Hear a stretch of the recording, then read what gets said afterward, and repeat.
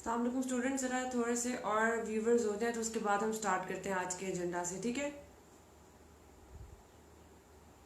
वरना फिर से रिपीट करना पड़ता है तो मोमेंटम ख़राब होता है. So I am waiting for the more viewers to join me today.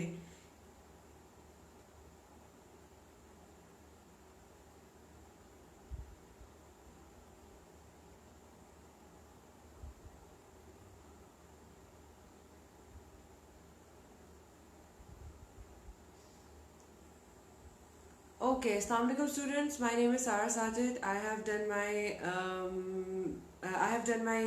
MPhil in political science from GCU, and I've been enrolled in PhD program from GCU in political science. सो आज जो हम लोग यहाँ पे जिस एजेंडा के perspective में जमा हुए हैं तो वो एजेंडा जो है वो हमारा है कि international relations and public administration के हम लोग ऑप्शनल सब्जेक्ट स्टार्ट करवाने वाले हैं. तो उसके बारे में थोड़ा सा नो हाउ और उसके बारे में उसके सिलेबस के बारे में थोड़ा सा नो हाउ के how exactly we should divide the syllabus और सिलेबस में है क्या, ट्रेंडिंग में क्या चल रहा है, why people prefer to opt international law या public administration. Okay, hi Mohammad Salim Habib. अच्छा, उसके साथ साथ मैं आप लोगों के क्वेश्चंस भी देखूंगी और क्वेश्चंस की जो जो आपकी क्वेरीज होंगी I will try my level best to answer all of your queries in today's session. So अब हम पहले बात करते हैं इंटरनेशनल लॉ की कि इंटरनेशनल लॉ के अंदर है क्या. हमारे 3 या 4 फ्रीक्वेंटली आस्क्ड क्वेश्चंस हैं जो स्टूडेंट्स इंटरनेशनल लॉ ऑप्ट करते हैं. तो उनका ये पहला सवाल होता है कि why exactly we are suppose to opt international law. मतलब उस जो लॉ के सेक्शन में क्रिमिनोलॉजी भी है, इंटरनेशनल लॉ है और इसके अलावा कॉन्स्टिट्यूशनल लॉ. ये वो 3 सब्जेक्ट्स हैं जिनकी ट्रेंडिंग बहुत ज़्यादा है, बच्चे बहुत ज़्यादा ऑप्ट करते हैं. सबसे पहले आपकी क्रिमिनोलॉजी है. द थिंग इज दिस कि इस साल क्रिमिनोलॉजी बहुत सारे बच्चों ने ऑप्ट किया है. तो ये चीज़ तो बड़ी वाज़ेह होती है कि जो सब्जेक्ट जितने ज़्यादा बच्चे जो है ऑप्ट करेंगे उतना ज़्यादा वो ट्रेंडिंग में आएगा, उतना ज़्यादा वो हिट लिस्ट में आएगा. सो अब बाकी रह गया कॉन्स्टिट्यूशनल लॉ और इंटरनेशनल लॉ. कॉन्स्टिट्यूशनल लॉ बहुत ड्राई सब्जेक्ट है, नहायत ही ड्राई सब्जेक्ट है. उसके बारे में अगर आप थोड़ा सा ग्रास्प हासिल करने की कोशिश करोगे या उसका सिलेबस एक दफ़ा गो थ्रू करो तो आपको थोड़ा सा आइडिया हो जाएगा कि that is the driest subject you have ever gone through. उसमें फिलोसफर्स हैं, उनकी पोलिटिकल थिंकिंग है और exactly they can like contribute in the development of your society and state. ये ज़्यादातर political science के close है. तो है तो अच्छा, मैंने ये नहीं कहा कि क्रिमिनोलॉजी और जो आपके कॉन्स्टिट्यूशन लॉ है वो वाले सब्जेक्ट जिनको ऑप्ट ही नहीं करना चाहिए. क्यों नहीं करना चाहिए? ऑप्ट करना चाहिए, बट मैं आपको बता रही हूँ कि ट्रेंडिंग में आजकल क्या चल रहा है. Coming towards the topic of international law, अब ये देखा गया है कि पिछले 2-3 सालों से इंटरनेशनल लॉ जो है वो हिट लिस्ट पे है. हिट लिस्ट का मतलब ये होता है कि आपका जो इंटरनेशनल लॉ है वो ज़्यादातर बच्चे, अब होता क्या था कि इतना इजी पास्ट ईयर्स में अगर आप देखो तो पास्ट पेपर्स का अगर आप गो थ्रू करो तो पिछले 2 सालों के अलावा बाकी जितने भी ईयर्स हो चुके हुए हैं. हाँ, इंटरनेशनल लॉ की मैं बुक अभी मेंशन करती हूँ. स्टार्क की, जे स्टार्क की बुक बहुत अच्छी है और एक और लोकल ऑथर है, मुझे उनकी बुक भी बहुत अच्छी लगती है. तो ये 2 बुक्स आपके लिए आई थिंक सो जो प्रिलिमिनरी स्टेजेस पे हैं, जिनकी बेसिक्स अभी जो है वो उन्होंने स्टार्ट करनी है, तो उनके लिए that is very very very informative and helpful books. तो हम बात करते हैं इंटरनेशनल लॉ की. तो इंटरनेशनल लॉ के जो बाकी ये जो पिछले 2 सालों के अलावा बाकी पेपर्स देखोगे आप लोग तो आपको इसमें एक चीज़ का अंदाज़ा होगा कि बहुत ही इजी पेपर था और बच्चे ज़्यादातर जिसको देखो वो इंटरनेशनल लॉ जो है वो ऑप्ट कर रहा था. वो क्यों कर रहे थे कि जी ये हिट लिस्ट पे नहीं आया हुआ, स्कोरिंग है, बच्चे 70 मार्क्स जो है वो ले रहे हैं, तो हम लोगों को ये ऑप्ट करना चाहिए. फिर पिछले 2 साल की ट्रेंडिंग देखे तो बहुत ज़्यादा डिस्करेज किया गया इस चीज़ को कि एग्जामिनर ने बहुत ज़्यादा इस चीज़ को मतलब लाइक बहुत नंबर काटे, बहुत ज़्यादा बच्चों को फेल किया. बच्चे बड़े डिस्करेज हुए कि ये तो कोई बात नहीं होती कि हम लोगों को फेल करते हैं. But the thing is this कि ये भी तो देखो, जैसा अब जो क्रिमिनोलॉजी के अंदर हम ट्रेंडिंग देख रहे हैं कि हर कोई एवरीवन इज ऑप्टिंग क्रिमिनोलॉजी. उन दिनों में जो आपका इंटरनेशनल लॉ था वो क्रिमिनोलॉजी की तरह काम कर रहा था, हर कोई उसको ऑप्ट कर रहा था. सो अब इसके इंटरनेशनल लॉ के चांसेस जो कि क्योंकि इस साल भी क्रिमिनोलॉजी, जिस तरह मैंने आप लोगों को पहले बताया कि क्रिमिनोलॉजी काफ़ी ज़्यादा बच्चे जो है वो रख रहे हैं स्टिल. तो ये international law is on the safer side. Prediction तो यही है. अच्छा, इसके सिलेबस में क्या क्या है? इसके सिलेबस के अंदर जो है वो आपके डिफरेंट टॉपिक्स हैं जिसके अंदर आपका कॉन्फ्लिक्ट मैनेजमेंट से रिलेटेड है चीज़ें कि how exactly we are suppose to defuse the tension. Nationality को लेके चीज़ें हैं, ठीक है.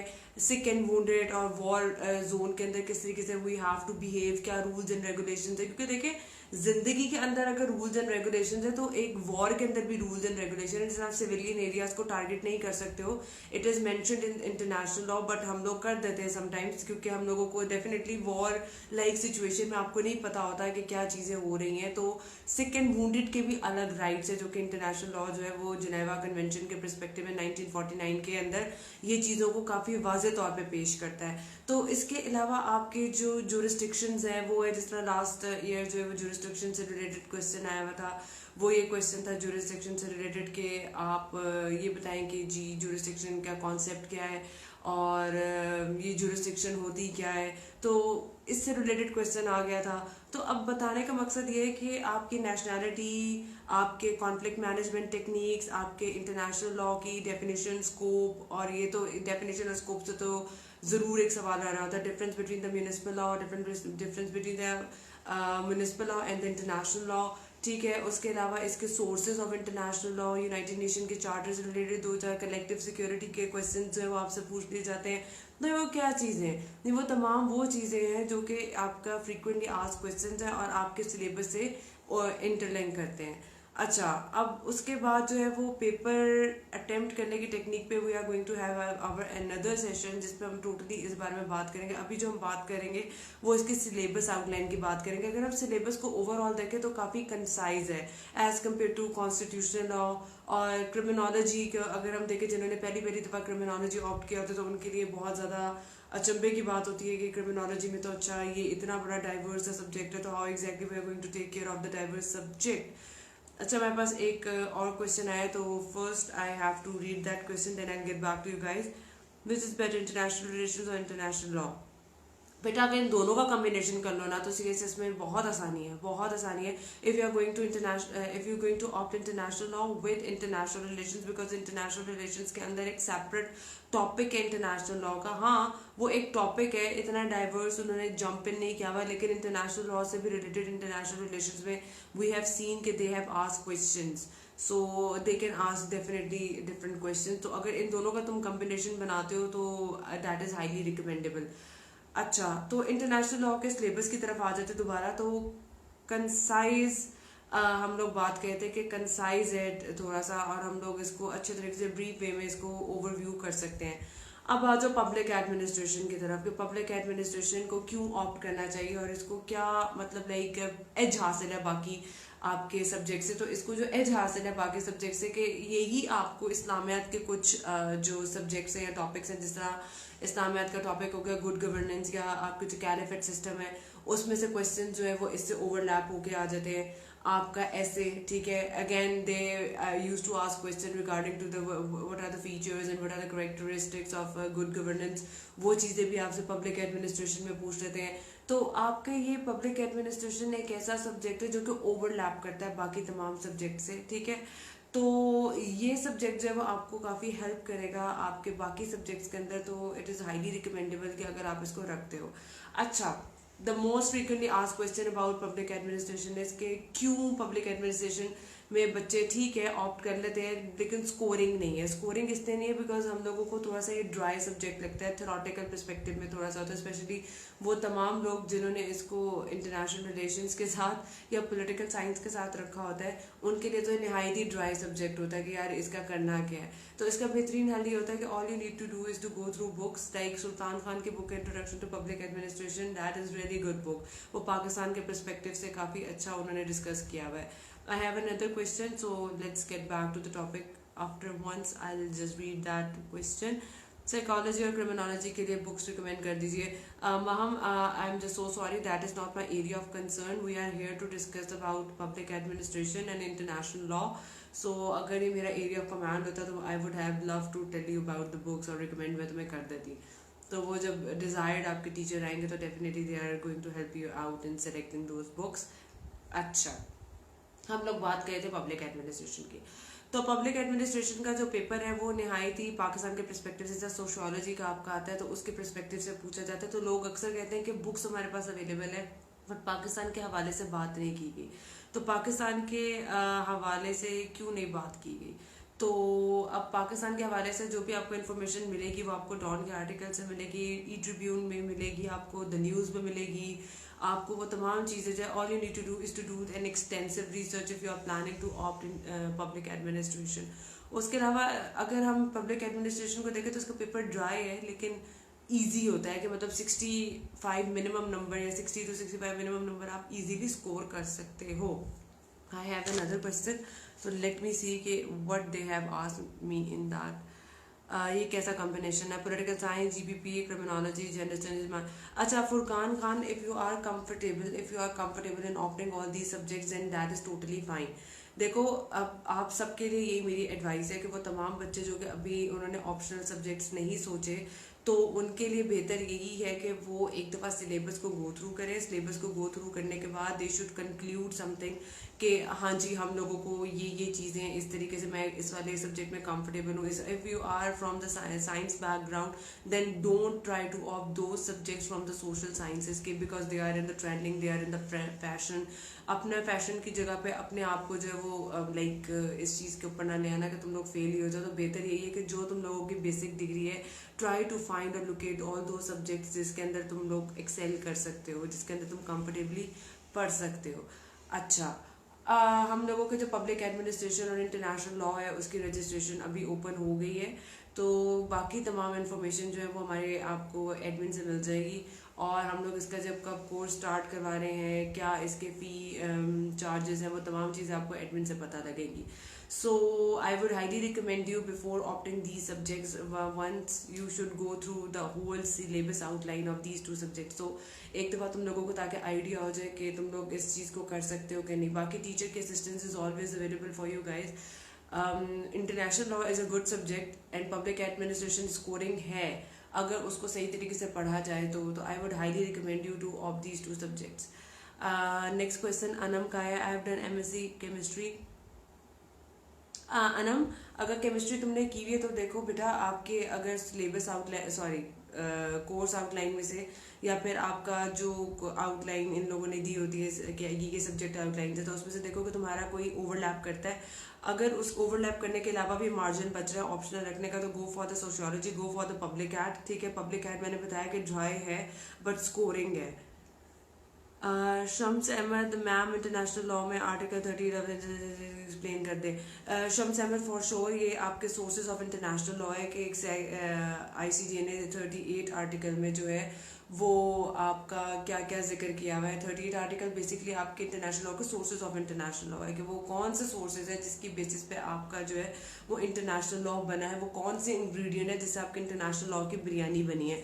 तो बेटा इसके लिए you have to join my classes. इतना मैं ब्रीफ ओवरव्यू तो इस छोटे से टाइम, बिकॉज हमारे पास जब हम ऑनलाइन सेशन करते होते हैं तो हमारे पास बड़ा ब्रीफ सा मिनिमम सा टाइम होता है। If I just start discussing this topic तो it will take a lot of time. ठीक है बेटा। Which city university is better for IR? Salim, Qaid-e-Azam University is good. So if you do want to join that university, you can always do it.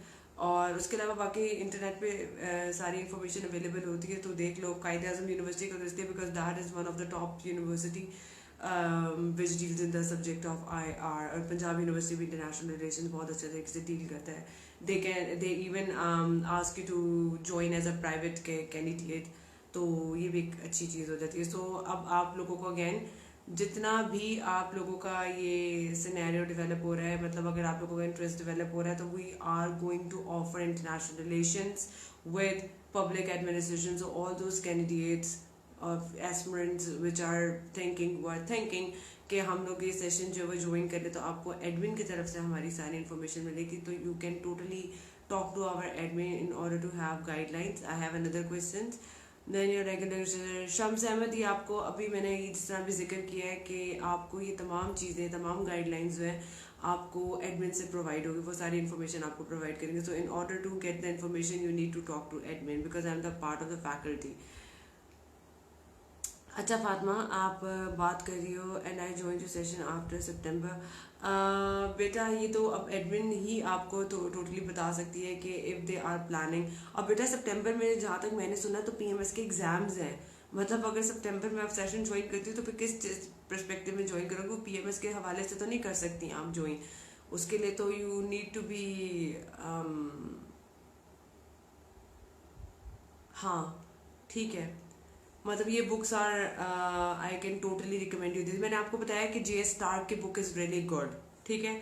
अच्छा, we are going to end up our session. और again मैं बताते चलूँ कि हमारी academy ने जो है वो आप लोगों को एक प्लेटफॉर्म प्रोवाइड किया है पब्लिक एडमिनिस्ट्रेशन और अपने इंटरनेशनल लॉ को स्टार्ट करवा के। तो इसकी रजिस्ट्रेशन ओपन है और आप हमारी एडमिन से बात कर सकते हो। वन लास्ट क्वेश्चन, सो अपरा क्या पूछ रही है, madam we are doing well, how can we start our preparation of political science if we didn't have any political science basics? Beta, Afra, if you don't have any basics of political science, then you need to see some good teacher, a good academy, और उसके अलावा तो कोई solution नहीं है, because ये वो subjects होते हैं जो कि आपके लिए Greek होते हैं. These all subjects are Greek to you when you don't even have an idea कि how you are going to start it. So I would highly recommend you, Afra, कि you should join some platform. देखो इधर उधर के teachers available हैं तो start like seeking some guideline. सो अल्लाह ताला आप लोगों को खुश रखे, आबाद रखे, आप लोगों को सेहत दे, आमीन सुम आमीन। और हमारे जो बाकी इन्फॉर्मेशन है वो आपको एडमिन से जो है वो प्रोविजन आपको इस चीज़ की मिल जाएगी। So take good care of yourself students, I see you in your session. अगर आप रेगुलर सेशन का पार्ट बनते तो I will be just teaching you public administration as well as international law. So I will see you around, take good care of yourself, Allah हाफिज़।